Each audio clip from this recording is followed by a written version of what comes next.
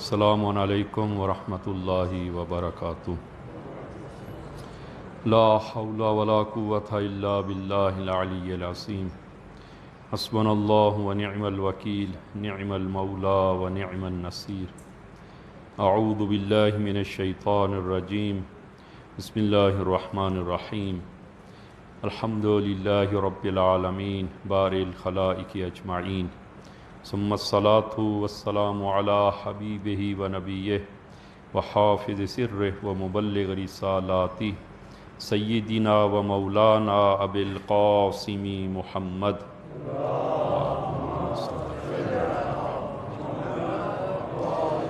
وعلى اہل بیتہ الطیبین الطاہرین المعصومین الذین اذھب اللہ عنہم الرجس وطہرہم تطہیرا۔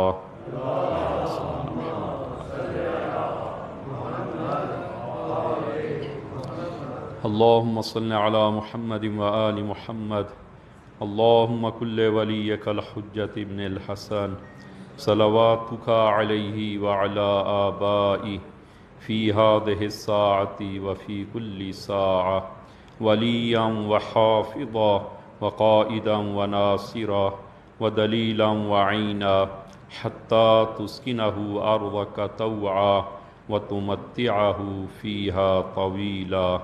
بحق محمد وآلہ الطاہرین۔ اما بعد، قال اللہ تبارک و تعالی وأورثکم ارضہم ودیارہم واموالہم وارضا لم تطئوها وکان اللہ علی کل شیء قدیرا۔ اوصیکم ونفسی بتقوی اللہ۔ عزیزان، خطبہ اول میں اپنے آپ کو اور آپ عزیزان کو تقوی الہی کی وصیت کرتا ہوں کہ انشاءاللہ خداوند عالم یہ تقوی ہم سب کو عنایت فرمائے، اور خداوند عالم امام زمان عجل اللہ تعالی فرجہ الشریف کے ظہور میں تعجیل فرمائے، اور ہم سب کو ان کے یار و انصار میں محشور فرمائے انشاءاللہ۔ عزیزان، ہماری گفتگو سلسلہ وار گفتگو سورہ احزاب کی گزشتہ ہم نے آیہ نمبر 26 کو بیان کیا، اور آج آیہ نمبر 26، 27، 28 اور 29، 30 ان آیات کو انشاءاللہ ہم ذکر کریں گے کہ یہ آیات جو ہم ابھی بیان کر رہے ہیں کہ یہ سورہ احزاب میں منافقین اور جو کمزور ایمان والے لوگ ہیں ان کے حالات کو بیان کیا، اور پھر اس کے بعد خداوند عالم نے مومنین کی کیفیت کو ذکر کیا کہ سورہ کہ جنگ احزاب اور جنگ خندق میں تین قسم کے مسلمانوں میں تین قسم کے گروہ تھے۔ کچھ وہ لوگ جو ایمان میں محکم اور ثابت تھے، اور کچھ لوگ جو ایمان میں کمزور تھے، اور تیسرا گروہ منافقین کا تھا کہ جو مسلمانوں کی صفوں میں موجود تھے۔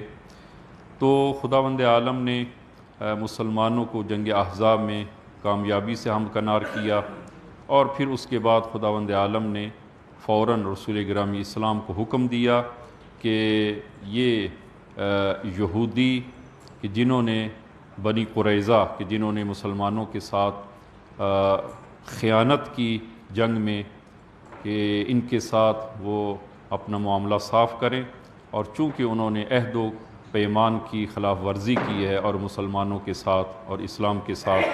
خیانت کی ہے، ان کی خیانت کی سزا دی جائے۔ فوراً رسول گرامی اسلام نے بنی قریظہ کے قلعوں کا محاصرہ کیا،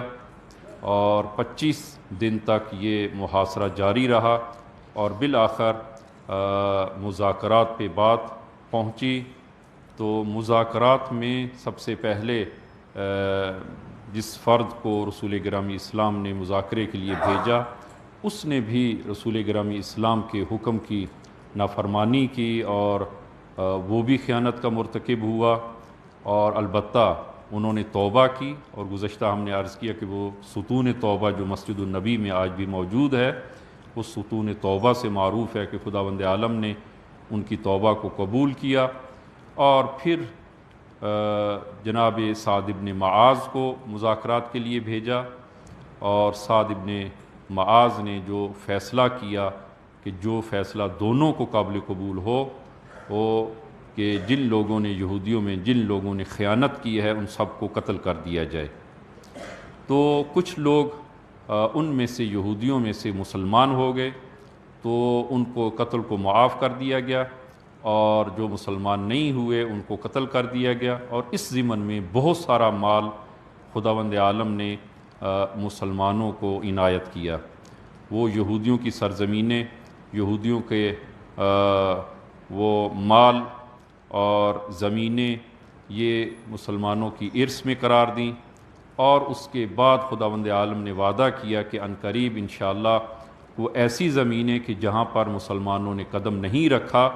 وہ بھی مسلمانوں کی ارث میں قرار دی جائیں گی۔ کہ اس آیہ مبارکہ میں سورہ احزاب آیہ نمبر 27 میں اسی کیفیت کو خداوند عالم نے ذکر فرمایا، وَأَوْرَثَكُمْ أَرْضَهُمْ، اور خداوند عالم نے تمہیں وارث قرار دیا ارضہم، ان کی زمینوں کا، وَدِيَارَهُمْ، کہ ان کے گھروں کا، وَأَمْوَالَهُمْ،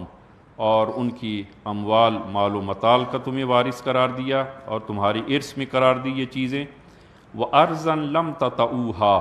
اور وہ زمینیں کہ جن پر تم نے قدم نہیں رکھا اور جنہیں تم نے ابھی تک فتح نہیں کیا ان کو بھی تمہاری ارث قرار دیا، وَكَانَ اللَّهُ عَلَى كُلِّ شَيْءٍ قَدِيرًا، اور خداوند عالم ہر چیز پر قادر ہے۔ کہ اس آیہ مبارکہ میں کہ خداوند عالم نے یہودیوں کی زمین کو تمہارے لیے ارث قرار دیا، ارث قرار دیا، یہ لفظ ارث جو خداوند عالم نے اس آیہ مبارکہ میں، یہ قرآن کی آیت میں جو وَأَوْرَثَكُمْ، کہ تمہیں وارث قرار دیا اور ارث قرار دی یہ چیزیں، تو ارث کہا جاتا ہے ہر وہ چیز کہ جسے انسان زحمت کے بغیر اور کسی کوشش اور تلاش کیے بغیر انسان کو جو چیز حاصل ہو اس کو ارث کہتے ہیں، وہ ارث اس کو جو ہے وہ بولا جاتا ہے۔ لہٰذا انسان پوری زندگی زحمت کرتا ہے اور اپنے لیے مال و متال اکٹھا کرتا ہے، مثلا جو ہے وہ اس نے مکان بنایا ہے، کوٹھی بنائی ہے، 2-4 کاریں خریدی ہیں، بینک بیلنس کیا ہے، اور مال و متال جو اس نے اپنی زندگی میں جو اپنی محنت سے اس نے بنایا ہے، تو اس کے مرنے کے بعد چونکہ مرنے کی صورت میں تو وہ جی چیزیں ادھر ہی چھوڑ کے چلا جائے گا، اور کوئی چیز بھی انسان سوائے کفن کے اگر اس کو وہ نصیب ہو تو کفن کے علاوہ انسان کے ہمراہ کوئی چیز نہیں جائے گی۔ تو یہ سارے کا سارا مال وہ اس کی اولاد کو، اس کی بیوی کو، اس کے دیگر رشتہ دار، البتہ وہ جو ارث کے طبقات ہیں، پہلے طبقے میں انسان کی اولاد ہے اور انسان کے والدین ہیں کہ جو انسان کے مال کے مالک قرار پاتے ہیں، کہ اگر والدین دونوں زندہ ہوں تو والدین میں سے ہر ایک کو چھٹا چھٹا حصہ ملے گا، 6 حصے کل ترکہ کا، 6 حصے باپ کو، اور سدس یعنی وہ کل ترکہ کا چھٹا حصہ ماں کو اور چھٹا حصہ باپ کو ملے گا۔ اور بیوی جو ہے وہ اگر انسان کی اولاد ہو تو بیوی کو 1/8 ملے گا، البتہ زمین جو زمین ہے، زمین سے بیوی کو حصہ نہیں ملے گا، مشہور فقہا کے نظریے کے مطابق، اسی طرح آغا سیستانی کے فتویٰ کے مطابق جو اصل زمین ہے اس سے نہیں ملے گا، اور زمین کے اوپر جو بلڈنگ بنی ہے اس سے اس کو 1/8، اور اسی طرح باقی جو اموال ہے وہ بینک بیلنس کی صورت میں ہو، گاڑیوں کی شکل میں ہو یا کسی اور شکل میں ہو، اس میں سے 1/8 جو ہے وہ زوجہ کو ملے گا، اور باقی کل ترکہ وہ اولاد کو ملے گا، کہ اولاد میں اگر وہ بیٹے اور بیٹیاں دونوں ہوں تو للذکر مثل حظ الانثیین، کہ مذکر کو یعنی بیٹے کو بیٹی کا 2 برابر دگنا ملے گا۔ تو اس طرح یہ ارث جو ہے وہ ورثاء میں تقسیم ہو جائے گی، اور ورثاء نے یہ مال بغیر کسی زحمت کے، بغیر کسی تلاش اور کوشش کے، یہ اولاد کو اور ورثاء کو یہ حصہ ملے گا۔ لہٰذا چونکہ بغیر کسی زحمت اور بغیر کسی کوشش کے انسان کو ملا ہے، لہٰذا اس کو ارث بولا جاتا ہے، ارث۔ لہٰذا ارث فقط وہ مال نہیں ہے کہ جو انسان کو باپ سے یا ماں سے ملے، وہ بھی ارث ہے، اس کے علاوہ ہر وہ مال جو انسان کو بغیر کسی زحمت اور کوشش کے ملے وہ ارث، اس کو ارث سے تعبیر کیا جاتا ہے۔ یہاں پر اس آیہ مبارکہ میں خداوند عالم نے مسلمانوں سے فرمایا وَأَوْرَثَكُمْ أَرْضَهُمْ، ان یہودیوں کی سرزمین چونکہ بغیر جنگ کے تم لوگوں نے حاصل کی ہے، لہذا یہ زمین تمہاری ارث میں قرار دی ہے خداوند عالم نے، ان کا مال، ان کی زمینیں۔ تو یہ مال جو ہے وہ ارث جو ہے وہ قرار دیا ہے، اور مسلمانوں کی یہ سرزمینیں مسلمانوں کے اختیار میں قرار دی ہیں۔ اور اسی طرح پھر فرمایا کہ وہ سرزمینیں جس پر اصلاً مسلمانوں نے قدم نہیں رکھا، اور اس سے اشارہ جو ہے وہ مفسرین جس طرح فرماتے ہیں کہ اس سے اشارہ وہ سرزمین خیبر ہے، کہ جو اس کے بعد یعنی اس جنگ احزاب کے بعد جنگ خیبر جو ہے وہ ہوئی، تو اس جنگ خیبر کی طرف اشارہ ہے کہ یہ انشاءاللہ بعد میں مسلمانوں کی نصیب ہوں گی۔ اور پھر آخر میں فرمایا کہ وَقَانَ اللَّهُ عَلَىٰ كُلِّ شَيْءٍ قَدِيرًا، اور خداوند عالم ہر چیز پر قادر ہے۔ تو اس آیہ مبارکہ کا خلاصہ مطلب یہ کہ بنی قریظہ نے خیانت کی، اور خیانت کی سزا خداوند عالم نے ان کو وہ عطا کی اور خیانت کی سزا دی، اور نتیجتاً یہ بنی قریظہ مغلوب قرار پائے اور ان کی سرزمینیں مسلمانوں کے اختیار میں آ گئی۔ تو عزیزان، یہ خیانت گزشتہ خطبے میں بھی یعنی اس سے پہلے اس مربوط جو خطبہ تھا اس میں ہم نے عرض کیا کہ خیانت ایک عمومی قانون ہے،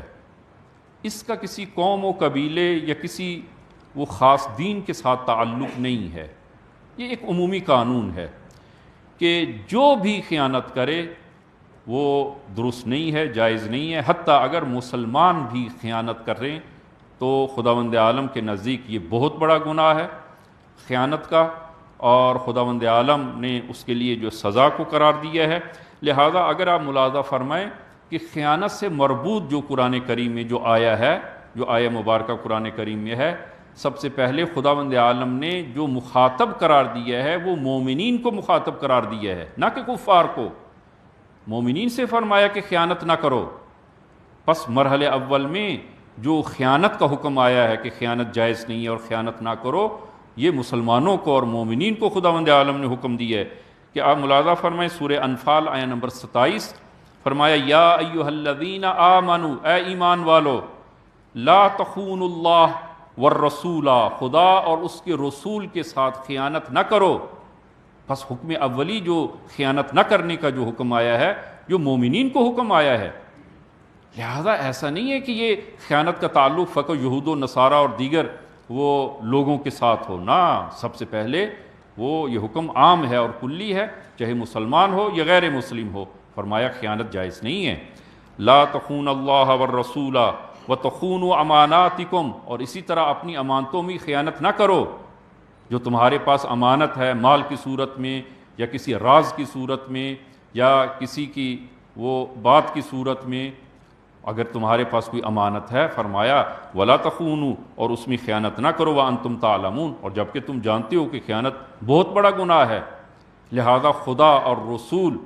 اور امانتوں میں خیانت نہ کرو۔ رسول گرامی اسلام صلی اللہ علیہ وآلہ وسلم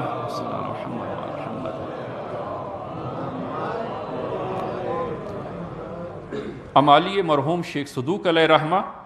صفحہ نمبر 270 میں فرمائے لیس منا من غشا مسلمن، فرمایا کہ جو کسی مسلمان کے ساتھ غش کرے، جو ملاوٹ سے کام لے، دھوکہ دے کسی مسلمان کو، لیس منا من غشا، جو غش کرتا ہے مسلمانوں کے ساتھ وہ دھوکہ دیتا ہے، ولیس منا من خان مسلمن، اور جو کسی مسلمان کے ساتھ خیانت کرے، فرمایا کہ وہ ہم میں سے نہیں ہے، اس کا ہم سے تعلق نہیں ہے۔ رسول گرامی اسلام فرماتے ہیں مسلمان کے ساتھ دھوکہ دینا، خرید و فروخت میں دھوکہ دینا، کسی معاملے میں دھوکہ دینا، اگر مسلمان کو دھوکہ دیا جائے، فرمایا لیس منا، وہ ہم سے نہیں ہے۔ جو خیانت کرتا ہے کسی مسلمان بھائی کے ساتھ، فرمایا وہ ہم میں سے نہیں ہے، اس کا مجھ رسول کے ساتھ کوئی تعلق نہیں ہے۔ رسول گرامی اسلام بازار تشریف لے گئے، اور بازار میں آپ نے دیکھا کہ ایک شخص کوئی جنس بیچ رہا ہے، کوئی گندم، جو، کوئی اور جنس جو ہے وہ بیچ رہا ہے، کوئی پھل اور میوے میں سے کوئی جنس جو ہے وہ بیچ رہا ہے۔ تو آپ نے اس کی جنس دیکھ کر بہت خوش ہوئے کہ باہر سے اس کی وہ جنس جو اس نے سجا کے رکھی ہے، بڑی صاف ستھری، خوبصورت صاف ستھری وہ جنس جو ہے وہ اس نے رکھی۔ تو رسول گرامی اسلام نے دیکھ کر اس کی تعریف کی، تو ظاہر کو دیکھا اور دیکھ کر آپ نے تعریف کی۔ فوراً جبرائیل نازل ہوئے اور عرض کی یا رسول اللہ آپ اس جنس کو ذرا نیچے سے اٹھا کر دیکھیں۔ تو رسول گرامی اسلام آگے بڑھے اور آپ نے اس جنس کے نیچے ہاتھ ڈالا اور ہاتھ ڈال کر اوپر اٹھایا تو کیا دیکھا کہ نیچے وہ گندی اور وہ معیوب قسم کی جنس، معیوب مال نیچے رکھا ہے، صاف ستھرا اور اچھا مال اس نے اوپر سجایا ہے۔ جس طرح کہ جو ہمارے بازار میں یہی ہو رہا ہے کہ وہ نیچے جو ہے وہ ناقص مال نیچے رکھتے ہیں، داغی مال نیچے رکھا جاتا ہے، اور اوپر اچھا اچھا مال، صاف ستھرا مال جو ہے وہ اوپر رکھا جاتا ہے، اور جب دینے کی بات آتی ہے تو اس صورت میں وہ مکس کر کے جو ہے وہ دیا جاتا ہے۔ وہ ناقص بھی تھوڑا سا اس میں جو ہے وہ ڈالتے ہیں، تھوڑا سا نہیں بلکہ زیادہ وہ ناقص ڈالتے ہیں، اور اچھا اوپر سے ایک دو جو ہے وہ ڈال دیا جاتا ہے۔ فرمایا کہ یہ جائز نہیں ہے، یہ درست نہیں ہے۔ جب رسول گرامی اسلام نے یہ دیکھا کہ اس کے نیچے وہ ردی قسم کی اور معیوب قسم کی جنس ہے اور اوپر صحیح اور سالم جنس ہے، تو آپ نے فرمایا قد جمعت خیانتا وغشا للمسلمین، تم نے دو برے کام کیے ہیں، ایک تو تم نے خیانت کی ہے مسلمان کے ساتھ، مسلمانوں کے ساتھ خیانت کر رہے ہو، دوسرا وغشن، اور دوسرا غش اور دھوکے سے کام لیا ہے، خیانت،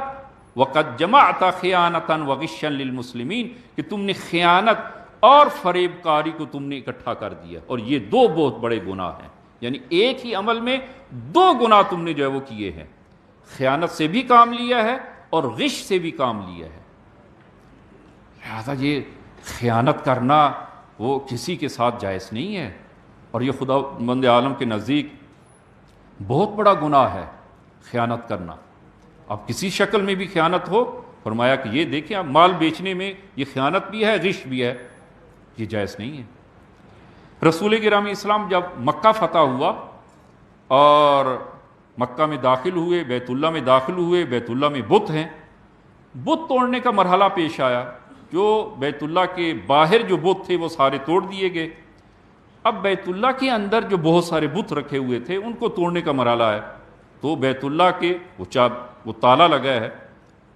تو اس تالے کی چابی وہ ایک مشرک کے پاس تھی، ظاہر مکہ فتح ہونے سے پہلے وہ مشرکینوں کے ہاتھ میں تھا یہ بیت اللہ، تو کسی مشرک کے ہاتھ میں یہ چابی تھی، تو آپ نے وہ چابی اس مشرک سے چابی بطور امانت آپ نے اس سے مانگی کہ بطور امانت یہ چابی مجھے دیں، تو وہ چابی لے کر بیت اللہ کے اندر سے بتوں کو توڑا گیا اور بیت اللہ کو بتوں سے خالی کیا گیا۔ اب جب رسول گرامی اسلام بیت اللہ سے باہر تشریف لاتے ہیں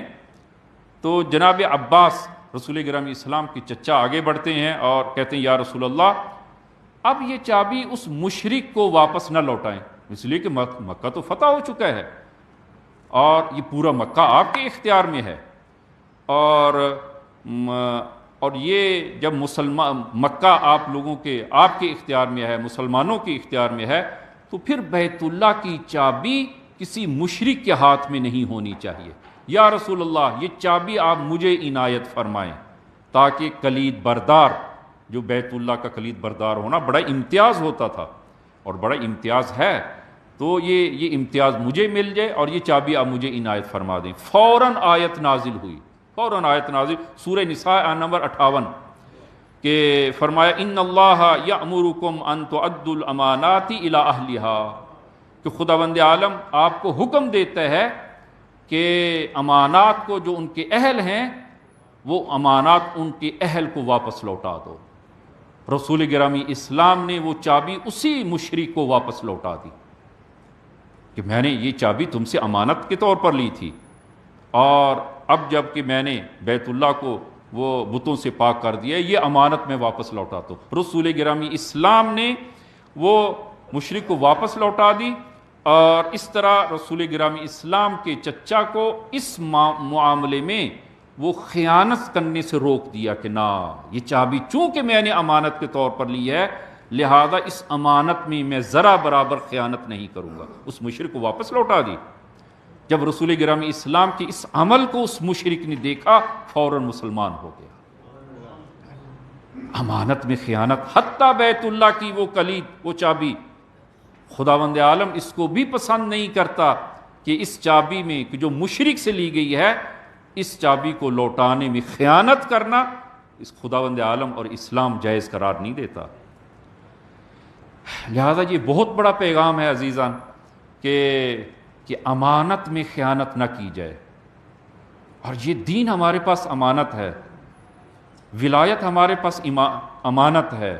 نبوت ہمارے پاس امانت ہے، اس امانت میں خیانت نہ کی جائے۔ اور اسی طرح یہ دین ہمارے پاس امانت ہے، اس دین کے ساتھ خیانت نہ کی جائے۔ اور اسی طرح لوگوں کے ساتھ جو معاملات ہیں ان میں بھی وہ ذرا برابر خیانت کی خداوند عالم اجازت نہیں دیتا کہ خیانت کی جائے۔ یہاں تک عزیزان یہ ان آیات کا تعلق اور بیان تھا مشرکین، وہ جنگ احزاب میں مسلمانوں کی اس کیفیت کو خداوند عالم نے بیان کیا کہ جن کا ایمان محکم اور مستحکم تھا، اور بنی قریظہ کے ساتھ جو معاملہ پیش آیا اور انہوں نے جو عہد شکنی کی، خداوند عالم نے اس کو سزا دی، اور خداوند عالم نے یہودیوں کے اس زمین اور مال کا مسلمانوں کو وارث قرار دیا۔ اس کے بعد سورہ احزاب کی آیت نمبر 28 سے لے کر 7 آیات، ان کا تعلق وہ امہات المومنین سے ہے۔ سورہ احزاب کی ابتدا میں بھی وہ آیات امہات المومنین کے حوالے سے تھیں، اور دوبارہ اب پھر جو ہے وہ امہات المومنین کے حوالے سے خداوند عالم نے 7 آیات کو سورہ احزاب میں بیان فرمایا، اور گزشتہ ابتدا میں فرمایا کہ رسول خدا صلی اللہ علیہ وآلہ وسلم کی زوجات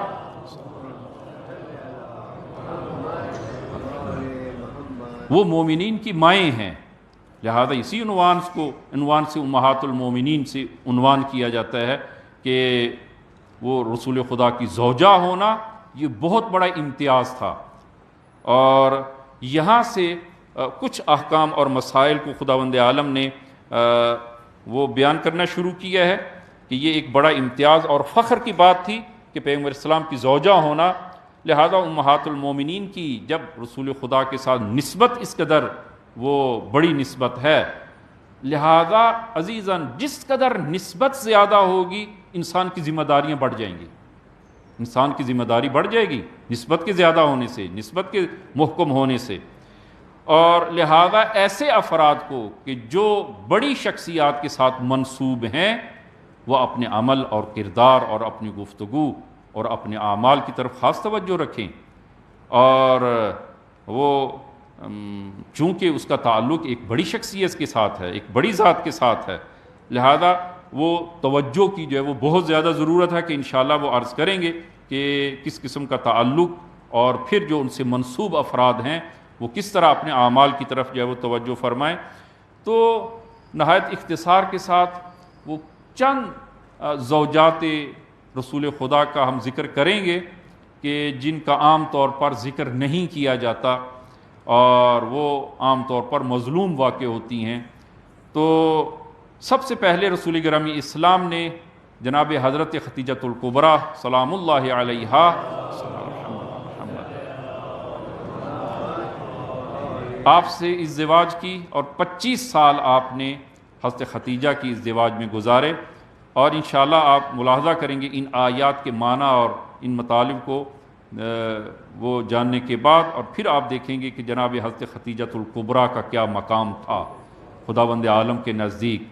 کہ ان آیات میں دیگر زوجات کو خداوند عالم نے ذکر کیا ہے، اور اسی سے آپ حضرت خدیجۃ الکبریٰ کا مقام جو ہے وہ ملاحظہ فرمائیں گے کہ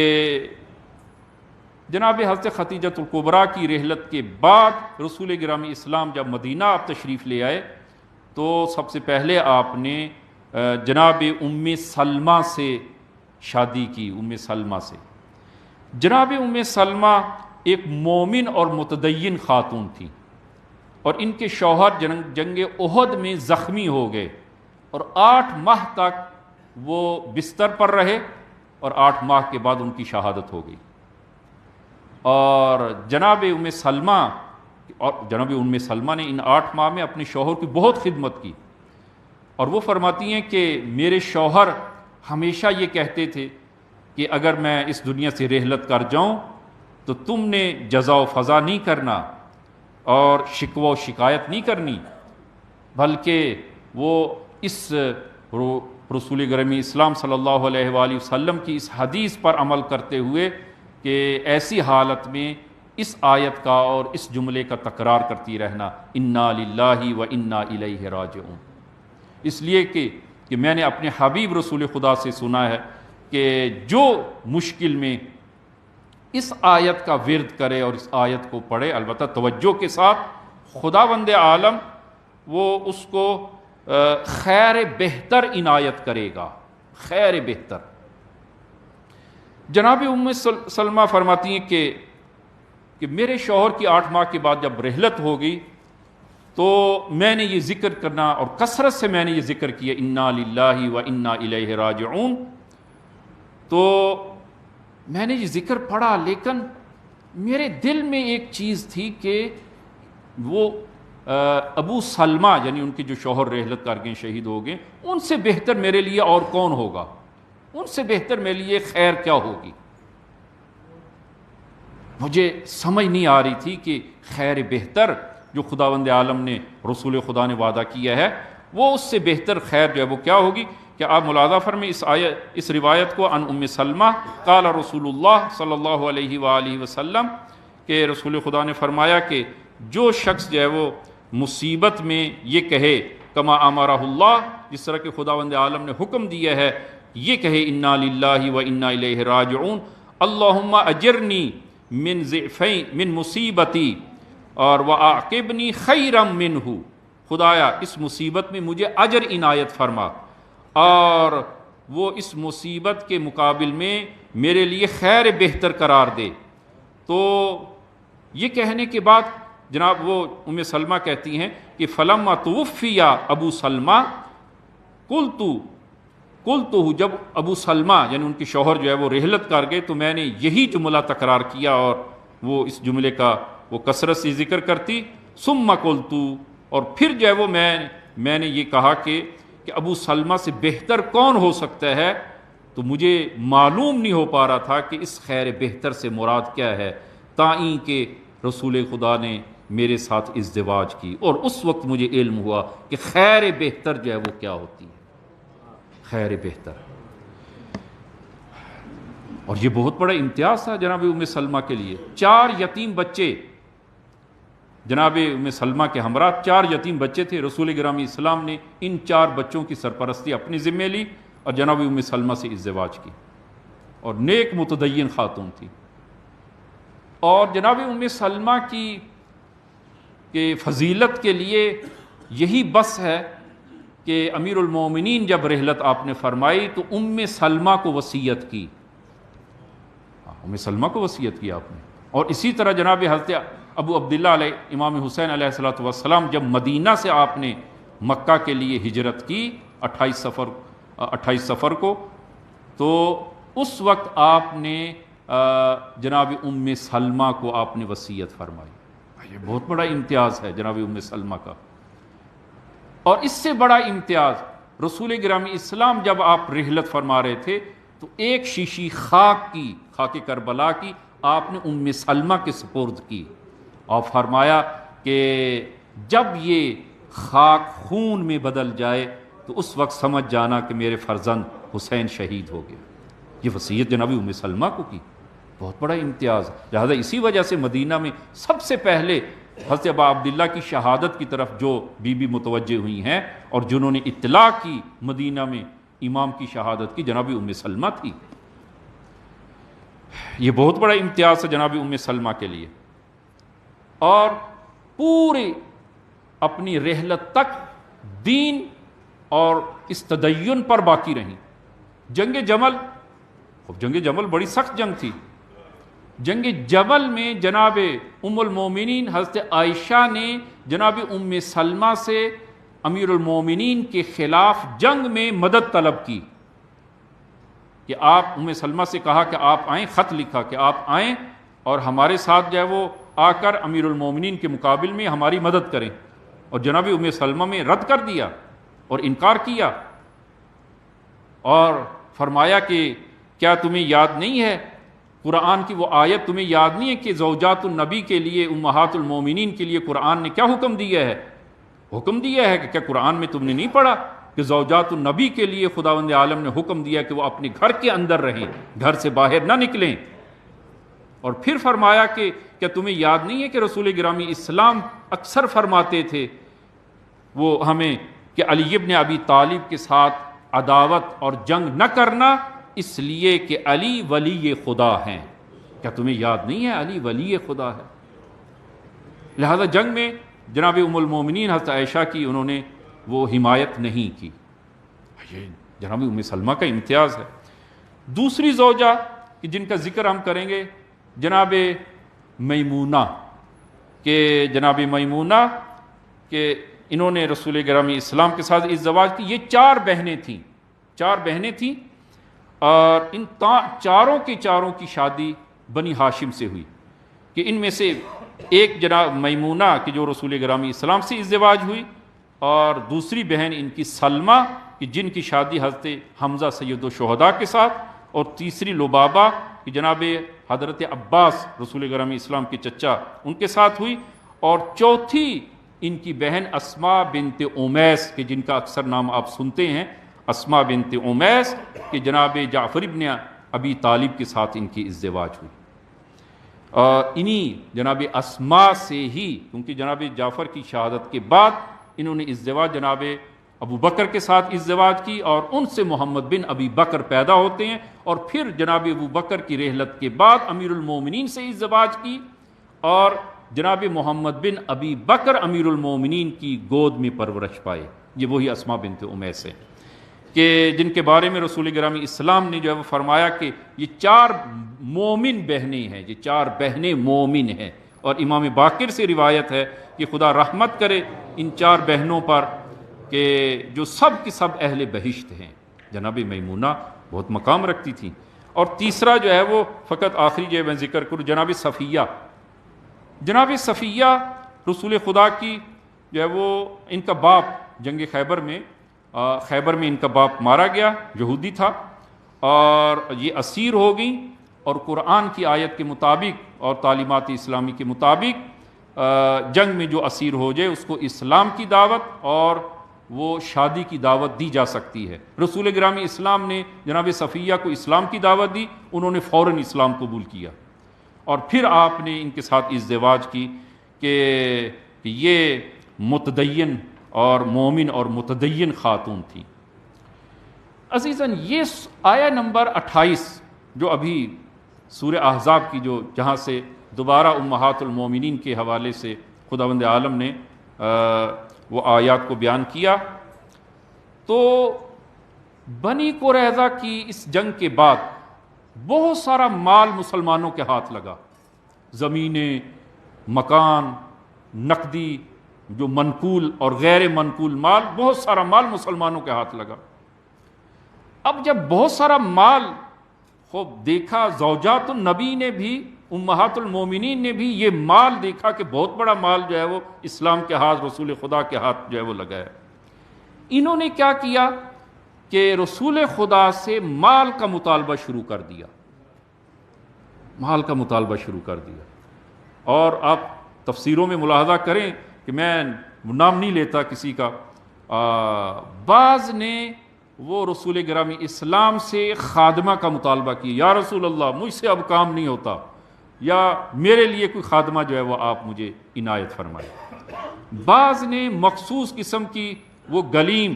اور وہ نیچے قالین، خیبری قالین کا مطالبہ کیا۔ بعض نے مخصوص لباس، یمنی لباس اور کئی مختلف قسم کے لباسوں کا مطالبہ کیا۔ مطالبات امہات المومنین کی جانب سے مطالبات بڑھ گئے۔ میں یہ قرآن کی آیات کو بیان کر رہا ہوں، کسی کی تنقیص جو ہے وہ مراد نہیں ہے، میں آیات تاکہ معنی آپ جو ہے وہ اچھی طرح جو ہے معنی آپ ملاحظہ فرما سکیں۔ تو رسول خدا کی ایک موقعیت ہے، ایک حیثیت ہے، اور یہ مال جو رسول خدا نے، یعنی جو خداوند عالم نے مسلمانوں کو عنایت کیا ہے، اس کا اختیار رسول خدا کو ہے، لیکن ایک شخص جو ایک موقعیت اور حیثیت رکھتا ہے، اس کی موقعیت اور حیثیت سے سوء استفادہ نہ کیا جائے، اس سے غلط استفادہ نہ کیا جائے۔ اور یہی کام وہ اس وقت جنگ احزاب میں اور بنی قریظہ پر فتح پانے کے بعد امہات المومنین میں یہ کیفیت پیدا ہوگی، وہ مال دنیا کا انہوں نے مطالبہ شروع کر دیا، حتیٰ جو ہے وہ رسول، آپ ملاحظہ کریں کہ آیت کا لحن انداز آیت کا آپ دیکھیں گے کہ رسول خدا کو کس قدر تکلیف ہوئی، حتیٰ بعض زوجات نے یہ جملے بھی کہہ دیے کہ شاید جو ہے وہ یہ یہاں تک کہہ دیا کہ ہمارے تو اور بہت سارے خاصگار تھے، ہم نے ان کو ٹھکرا کر آپ کے ساتھ ازدواج کی۔ اور یہ حدیث میں آپ ملاحظہ کریں کہ کنز العرفان جلد نمبر 2 میں یہ حدیث ہے، لعلک تظن ان طلقتنا لا تجد زوجا من قوم غیرک، یا رسول اللہ کیا آپ کا یہ گمان ہے، کیا آپ کا یہ خیال اور گمان ہے کہ اگر آپ ہمیں طلاق دے دیں گے تو ہمیں اپنی قوم و قبیلے سے کوئی رشتہ نہیں ملے گا، کوئی شوہر نہیں ملے گا، یہاں تک کہہ دیا۔ اگر آپ ہمیں طلاق دے دیں گے تو کیا ہمیں اپنی قوم و قبیلے سے کوئی رشتہ نہیں ملے گا، یہاں تک کہہ دیا۔ اور جب یہ مطالبہ بڑھ گیا، رسول گرامی اسلام کو بہت تکلیف پہنچی، تو فوراً آیت نازل ہوئی، سورہ احزاب آیت نمبر 28، یا ایھا النبی، اے میرے نبی، اے میرے حبیب، قل لازواجک، اپنی ان زوجات سے کہہ دے، البتہ سب اس میں کچھ زوجات، قل لازواجک، حکم کلی آ گیا، اپنی ان زوجات سے کہہ دیں، ان کنتن تردن الحیات الدنیا وزینتها، اگر تم دنیا چاہتی ہو، اگر تم مال دنیا چاہتی ہو اور دنیا کی زینت چاہتی ہو، تو فتعالینا، آؤ امتعکن واسرحکن سراحا جمیلا، ہم تمہیں وہ مال تمہیں دیتے ہیں اور آسانی اور خوش اسلوبی کے ساتھ ہم تمہیں آزاد کر دیتے ہیں، آؤ ہمارے پاس، ہم تمہیں مال دیتے ہیں اور خوش اسلوبی کے ساتھ تم ہمیں، یعنی تمہیں آزاد کر دیتے ہیں، گویا ہم تمہیں طلاق دے دیتے ہیں۔ اس قدر سخت آیت، یہ آیہ مبارکہ جو ہے وہ نازل ہو گئی کہ اگر تم مال دنیا چاہتی ہو اور دنیا کے پیچھے ہو اور پیغمبر اسلام کے ساتھ زندگی گزارنا تمہارے لیے سخت ہے تو طلاق لے لو اور چلی جاؤ، جی میں پیغمبر تمہیں مہریہ تمہارا اور ہدیہ جو ہے وہ تمہیں دیتا ہوں اور خوش رفتاری کے ساتھ تمہیں آزاد کر دیتا ہوں۔ اور واقعاً جو ہے وہ یہ حالات پیش ہے کہ اگر ایک حجرے میں، کیونکہ تمام زوجات کو رسول خدا نے ایک حجرہ جو ہے وہ عنایت کیا تھا، تمام کے پاس ایک حجرہ تھا، ایک حجرے میں ایک چھت کے نیچے اگر رسول خدا کے ساتھ زندگی گزارنا مشکل اور سخت ہے تو میں پیغمبر راضی نہیں ہوں کہ تم جو ہے وہ نہ چاہتے ہوئے میرے ساتھ زندگی گزارو اور سختیوں میں اور مشکلات میں زندگی گزارو۔ لہذا رسول خدا نے وہ اس آیت کے مطابق جو ہے ان سے فرما دیا کہ جو ہے وہ اگر تم چاہتی ہو تو اس صورت میں تمہیں ہدیہ دیتا ہوں اور حق مار تمہیں جو ہے وہ ہم عنایت کرتے ہیں اور دیگر ہدیہ دیتے ہیں اور تمہیں جو ہے وہ آزاد کر دیتے ہیں۔ عزیزاً یہ آیہ مبارکہ اگرچہ زوجات النبی کے لیے ہے، لیکن ایک حکم کلی اور پیغام کلی اس میں، رسول خدا وہ شخصیت اول اسلام و شخصیت اول عالم، اس جہان کی شخصیت اول ہیں رسول گرامی اسلام، اور اتنا بڑا مقام، اور جو افراد منسوب ہیں رسول خدا کے ساتھ وہ ان کی ذمہ داری بڑھ جاتی ہے، ان کا مسئلہ حساس ہو جاتا ہے، اور وہ منسوب چاہے زوجہ کی شکل میں ہو، چاہے اولاد کی شکل میں ہو، یا دیگر رشتہ داروں کی شکل میں ہو۔ اور یہ عام طور پر معاشرے میں یہی ہوتا ہے کہ اگر ایک بڑی شخصیت ہے، بڑے عہدے اور مقام پر ہے، تو البتہ مجھے عہدوں کا کوئی زیادہ علم نہیں ہے، ایک کرنل ایک جرنل ہے، تو وہ جرنل جو ہے اس کا پورا وہ گھر جو ہے وہ پورا گھر جرنل ہوتا ہے، یہ نہ ہو، اس کی شخصیت اور موقعیت سے غلط فائدہ نہ اٹھایا جائے۔ اور معاشرے میں آئے دن جو ہے وہ آپ دیکھ رہے ہیں یہی کچھ ہوتا ہے کہ ایک بڑی شخصیت سے منسوب جو لوگ ہوتے ہیں وہ اس شخصیت سے وہ غلط استفادہ کرتے ہیں اور ناجائز کام بھی اس شخصیت کے وہ پردے میں رہ کر اس شخصیت کے پیچھے ہو کر وہ ان کاموں کو انجام دیتے ہیں۔ اور اسی طرح جو ہے وہ یہاں پر بھی عیناً جو ہے وہ یہی کام، رسول خدا ایک بڑی شخصیت، ان سے منسوب جو افراد ہیں، اب وہ چاہتے ہیں کہ وہ مال، وہ کہ رسول خدا سے وہ اس ذریعے سے وہ مال نکلوائیں اور مال جو ہے بولے، فرمایا کہ نہ، یہ ہرگز جو ہے وہ ایسا نہیں ہو سکتا، اور رسول خدا کی شخصیت سے وہ یہ سوء استفادہ کرنے کی ہم اجازت نہیں دیں گے۔ رسول گرامی اسلام، البتہ دوسری جانب رسول گرامی اسلام اپنے اہل خانہ یعنی اپنی زوجات کو اور اپنے خانوادے کو بہت اہمیت دیتے تھے، بہت اہمیت دیتے تھے، اور ہمیں بھی حکم یہی ہے اپنی زوجہ کے ساتھ، اپنے بچوں کے ساتھ وہ انسان وہ اہمیت دے، ان کو ان کا احساس کرے۔ اور اس حدیث کو آپ ملاحظہ فرمائیں وسائل الشیعہ میں، اور اسی طرح ملا یحضر الفقی میں فرمایا خیرکم خیرکم لنسائی۔ وہ بعض عزیزان مجھے کہتے ہیں کہ وہ خواتین کے بارے میں آپ نے اتنا بیان کیا ہے کہ اب خواتین ہمارے سر پہ سوار ہو رہی ہیں، نہ جو ہے وہ بہرحال وہ تعادل جو ہے وہ ہونا چاہیے۔ تو رسول خدا فرماتے ہیں تم میں سے بہترین وہ ہے جو اپنی بیویوں کے ساتھ اچھا اور بہتر ہو،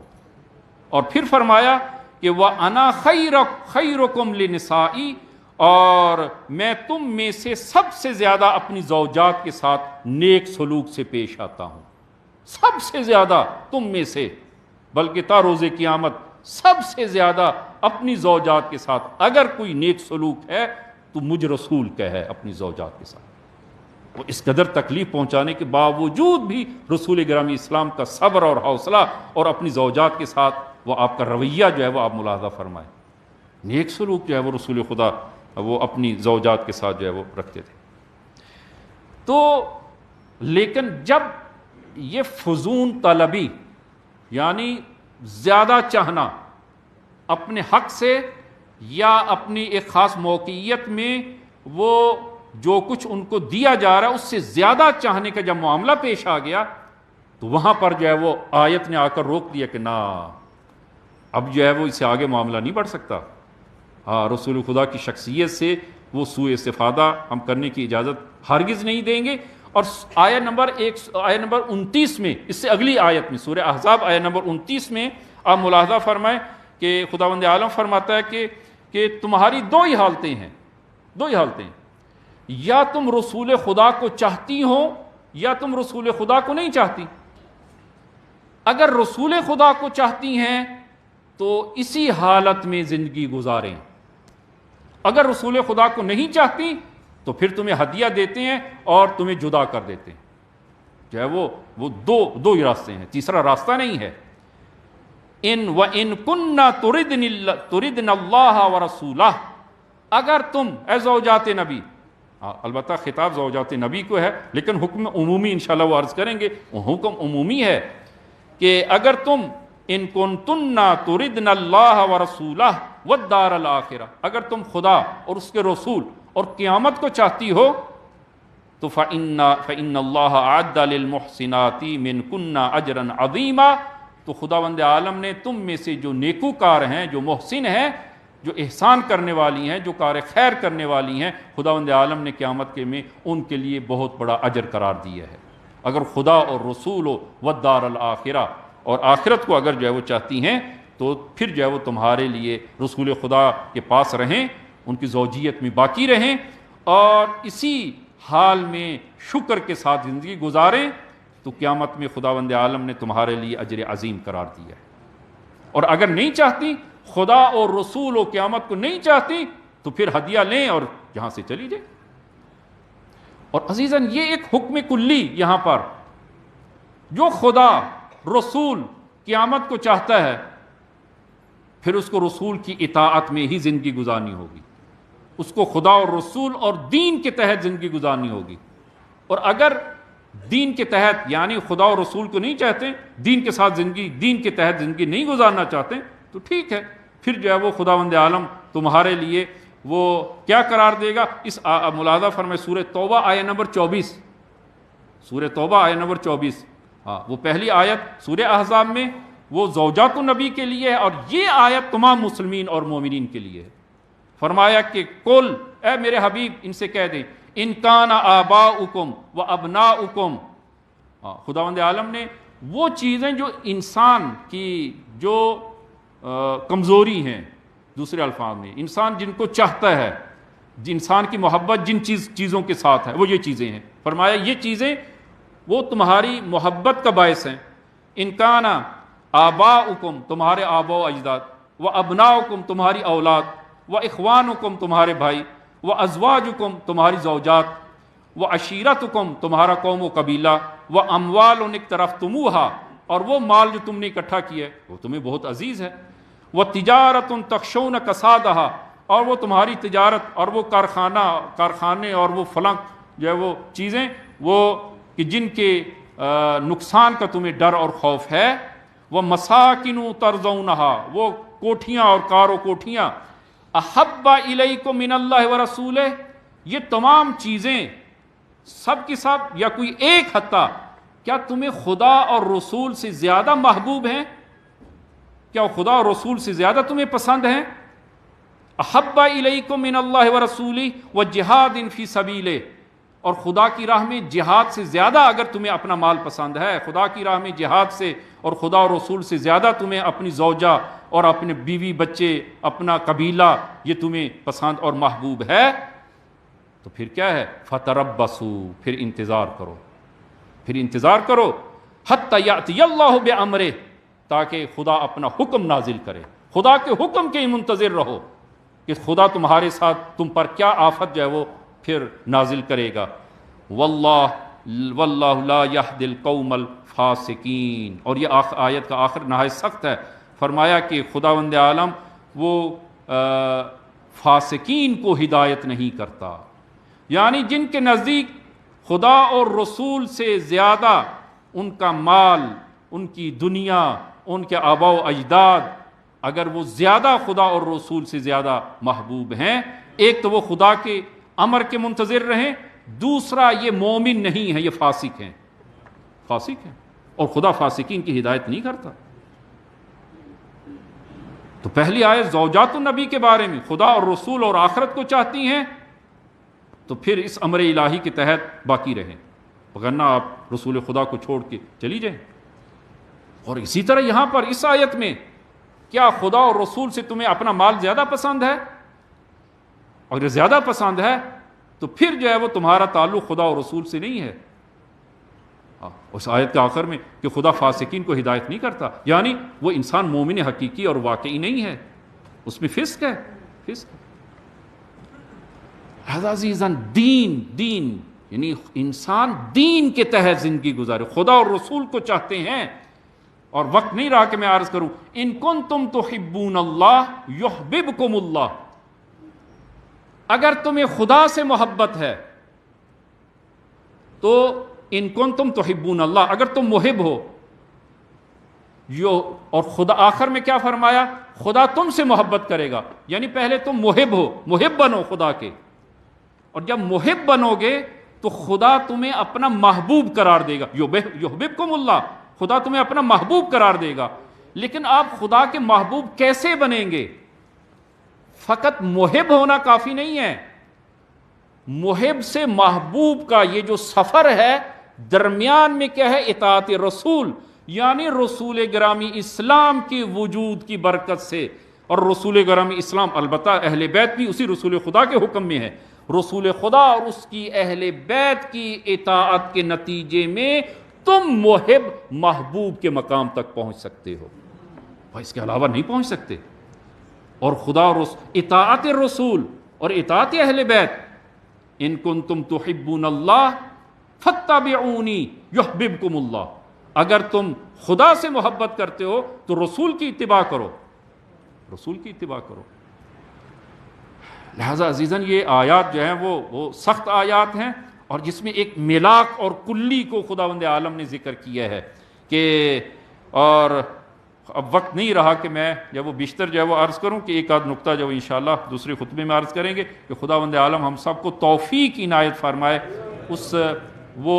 मुहिब इलाही और खुदा और रसूल के वो इताअत और मुती होने की हम सबको खुदावंद आलम तौफीक इनायत फरमाए। बिस्मिल्लाहिर्रहमानिर्रहीम कुल हुवल्लाहु अहद अल्लाहुस समद लम यलिद वलम यूलद वलम यकुल लहू कुफुवन अहद।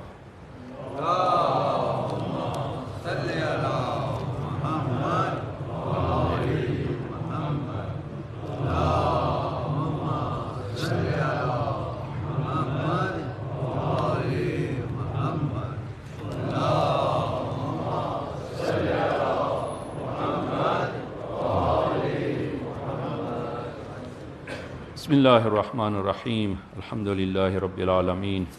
والصلاة والسلام علی محمد وآلہ الطیبین الطاہرین المعصومین اللہم صل علی محمد المصطفیٰ اللہم صل علی علی المرتضیٰ اللہم صل علی فاطمة الزہراء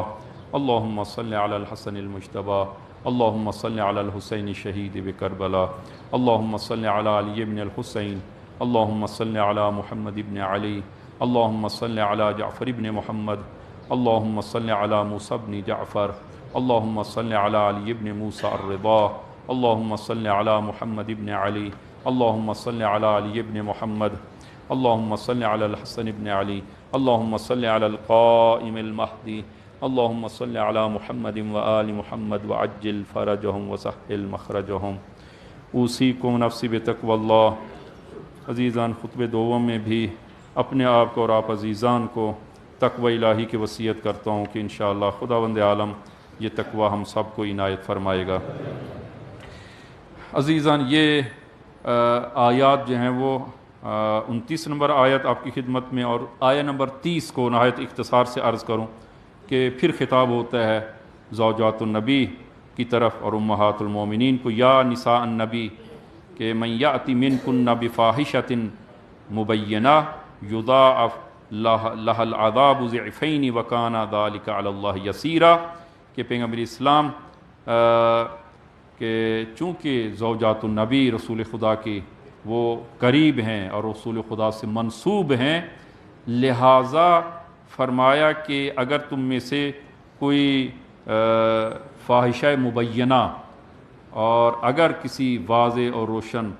گناہ کو اگر کوئی انجام دیں گی تو ان کے لیے وہ چندین برابر عذاب ہوگا،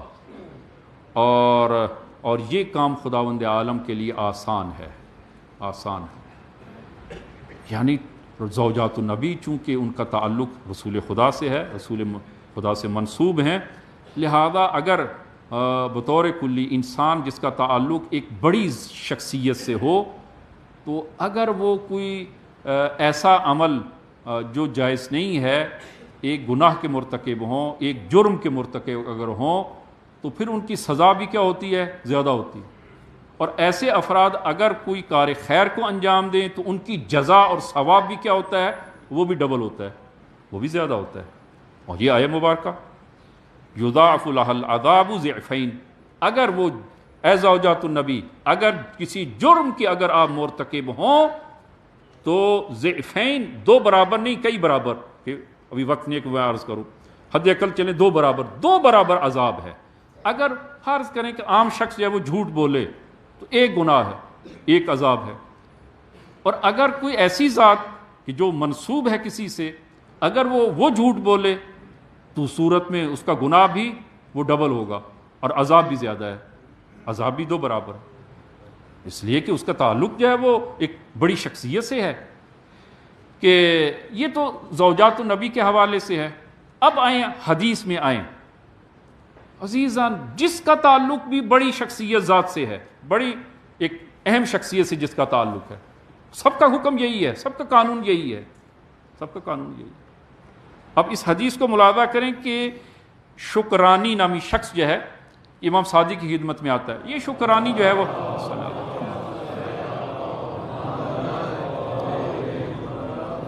یہ اس کا دادا پردادا رسول خدا کے دور میں یہ غلام تھا، اس کا دادا پردادا غلام تھا، اور رسول خدا نے اس کو آزاد کیا، اور یہ معاشرے میں معروف، اور رسول خدا نے جب آزاد کیا تو وہ رسول خدا کی اور اہل بیت کے ساتھ ہمیشہ وہ اہل بیت کی خدمت میں رہا، اور اہل بیت سے منسوب تھا، رسول خدا کے بعد اہل بیت سے منسوب تھا۔ اور عربوں میں یہ معروف تھا کہ اگر پردادا بھی کسی کا غلام ہو اور آزاد ہوا ہو تو وہ اس کو کہا جاتا تھا کہ یہ مولا الفلاں، فلاں کا غلام ہے جی، تو یہ خاندان اس کا معروف تھا مولا النبی، رسول خدا کا یہ آزاد کردہ غلام ہے، رسول خدا کا، رسول خدا سے نسبت، رسول خدا کے بعد اہل بیت کی خدمت میں، ہمیشہ اہل بیت کی خدمت میں، اور اہل بیت سے منسوب تھا یہ شخص۔ یہ شکرانی جو ہے وہ امام کی خدمت میں جو ہے وہ آتا ہے، اور البتہ تھوڑا سا کردار اس کا اچھا نہیں تھا، شراب نوشی کا عادی تھا، تو بنی عباس کے دربار میں لوگوں کو وہ جائزہ اور ہدیہ دیا جا رہا ہے، اور اس کا بھی جو ہے وہ یہ بھی شخص جو ہے وہ موجود تھا وہاں پر، اس کو ہدیہ نہیں دیا کسی نے، اس کو کسی نے نہیں پہچانا، نہیں دیا۔ یہ امام صادق کی خدمت میں آتا ہے، یا ابن رسول اللہ مجھے ہدیہ نہیں دیا گیا دربار سے، آپ میری وساطت کریں، وساطت فرمائیں اور مجھے ہدیہ لے کے دیں۔ امام صادق جاتے ہیں اور اس کے لیے شکرانی کے لیے ہدیہ لے کے آتے ہیں۔ اب امام صادق نے اس کو ہدیہ لا کے دیا دربار سے، کہ یہ اس کا حصہ جو بنتا تھا وہ لا کے دیا، اور پھر ایک جملہ فرمایا۔ عزیزاً یہ توجہ طلب، یہ پہلے مقدمہ عرض کیا تاکہ سمجھ سکیں اس کو، کہ فرمایا کہ اے شکرانی، کہ ان الحسن من کل احد حسن، اچھا کام ہر شخص سے، جس سے بھی اچھا کام انجام پائے وہ اچھا ہے، لیکن وَإِنَّهُ مِنْكَ أَحْسَنُ، لیکن تم سے اگر وہ اچھا کام انجام پائے تو وہ زیادہ اچھا ہے۔ کیوں؟ لِمَكَانِكَ مِنَّا، اس لیے کہ تم ہم سے منسوب ہو۔ اچھا کام اچھا ہے، جس سے بھی انجام پائے، جو بھی انجام دے وہ اچھا ہے، لیکن اگر تم اچھا کام انجام دو گے وہ زیادہ اچھا شمار ہوگا، اس لیے کہ تم ہم سے منسوب ہو۔ لِمَكَانِكَ مِنَّا وَإِنَّ الْقَبِيحَ مِنْ كُلِّ أَحَدٍ قَبِيحٌ، اور برا کام جس نے بھی برا کام انجام دیا وہ برا ہے، لیکن وَإِنَّهُ مِنْكَ أَقْبَحُ، لیکن تم اگر برا کام انجام دو گے یہ زیادہ برا شمار ہوگا، زیادہ برا شمار ہوگا۔ امام نے اس کو صریحاً نہیں کہا کہ تم شراب پیتے ہو اور ہم سے بھی منسوب ہو اور یہ برا کام جو ہے وہ اقبح، زیادہ برا ہے اس لیے کہ تم ہم سے منسوب ہو۔ امام نے اشارے کنائے کے ساتھ، سمجھ گیا وہ سمجھ گیا۔ عزیزاً ہم اہل بیت سے منسوب ہیں، ہم اہل بیت سے منسوب ہیں، اور وہ امام صادق کی وہ حدیث آپ ملاحظہ فرمائیں کہ یا شیعتنا، کہ اے ہمارے شیعو، کہ کونوا لنا زینا ولا تکونوا علینا شینا، ہمارے لیے وہ عزت کا باعث بنو، ہماری ننگ و آر کا باعث نہ بنو، اس لیے کہ ہم اہل بیت سے منسوب ہیں۔ اور اس سے انسان کی عزیزاً ذمہ داری بڑھ جاتی ہے۔ زوجات النبی ہوں، اس کا ان کا تعلق رسول خدا سے ہے، امہات المومنین ہیں، لہذا ذمہ داری بڑھ جاتی ہے۔ اور اسی طرح ہر وہ شخص کی جس کا تعلق ایک بڑی شخصیت کے ساتھ ہو، البتہ وہ شخصیت رسول خدا ہیں، اہل بیت ہیں، کسی اور شخصیت کے ساتھ ہوں، حرمت ذمہ داری بڑھ جاتی ہے کہ انشاءاللہ خداوند عالم ہم سب کو ان ذمہ داریوں کو پورا کرنے کی توفیق عنایت فرمائے۔ خدایا بحق امام